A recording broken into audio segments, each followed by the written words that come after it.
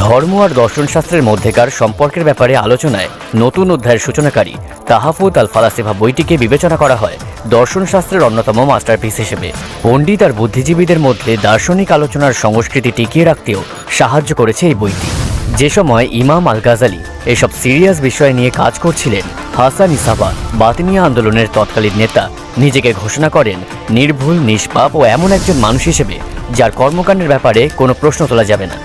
তাই নিজেকে সে দাবি করে একজন পাপমুক্ত বিশুদ্ধ ইমাম।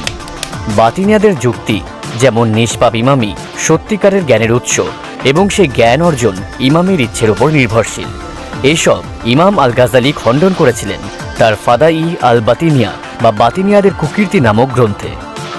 অর্থাৎ কুসংস্কার আর ধর্মদ্রোহিতা দূর করে তিনি ইসলামী তত্ত্বকে স্পষ্ট করেছিলেন, যা এসেছিল মূলত সুন্নি ইসলামের বাইরের গ্রিক দর্শনের প্রভাব থেকে।